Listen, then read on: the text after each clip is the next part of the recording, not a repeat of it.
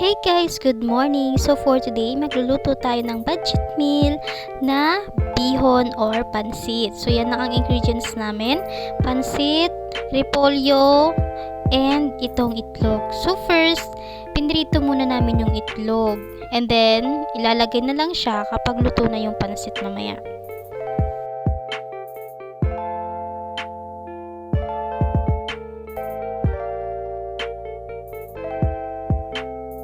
Ayan, so paluto na yung ating itlog. So konting ano lang yan, prito-prito lang yan kasi mabilis lang naman maluto yung itlog. And then maya-maya niyan, hahanguin na natin siya. Yan, so nililipat na natin ng lalagyan. So dyan guys, naglagay lang ako ng konting mantika ulit. And then magigisa lang tayo ng bawang. Yan, konti lang nilagay ko na bawang kasi mahal ang bawang ngayon. Yan, gisa-gisa lang. And then, i-wait lang natin until ma-golden brown na yung ating bawang. Okay, so ayan, medyo na golden brown na yung ating bawang. Ilalagay na natin ang ginayat nating sibuyas. Yan, gisa-gisa lang din ulit yan. And then, after nyan, ang ilalagay naman natin ay ang repolyo. Mali yata yung nagamit kong panggisa. Okay lang yan. So, yan yung una natin na dampot. Kaya na lang ang gagamitin natin. Pwede naman siyang panggisa. Okay, so yan. Medyo okay na yung ating sibuyas at bawang. Ilalagay na natin ang repolyo. Ayan, ginayat-gayat lang natin yan. Pero pwede kayo maglagay pala dyan guys ng ng Knorr cubes. Sa akin kasi di ako nakapaglagay at hindi na ako nakabili ng Knorr cubes. Pwede din maglagay ng oyster sauce. Pero optional naman yun. Depende din naman sa inyo. And pag lumambot-lambot ng konti, lalagyan ko na ng asin, mga pampalasa, magic sarap, at paminta.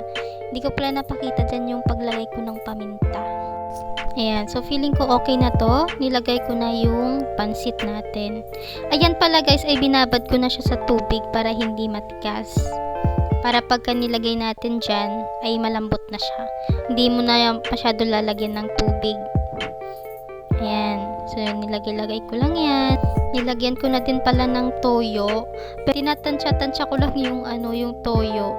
Kasi di ako sure kung gaano kadami. Kasi baka mapaalat. And then, naglagay ako ng konting tubig lang. Hindi yun puno yung, ayan. Konti lang yung nilagay ko talagang tubig. Ayan o. Kasi binabad na siya kanina, kaya malambot na yung pansit natin. Hindi na siya kailangan pang ibabad ng matagal. So, konti na lang yan at malapit na rin na maluto. Yan, tas tinimplahan ko pala ulit yan dyan kasi medyo feeling ko matabang siya.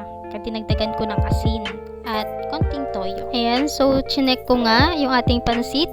Okay na. Masyado madami yung toyo, sakto lang. Yan. So, ready na yan guys. At ilalagay na natin yung ating pinirito kanina na itlog. Ayan. Konti lang yung egg. 2 piraso lang yan. Ayan. Budget meal kasi yan. At mahirap ang buhay. At walang pera. Kaya ganyan-ganyan na yung ulam. Yan. And then, imimix lang natin. And then, ready to serve na siya pagkatapos. Ayan. Luto na yung ating budget meal na pansit. Yan. So, masarap yan, guys. Kain po tayo.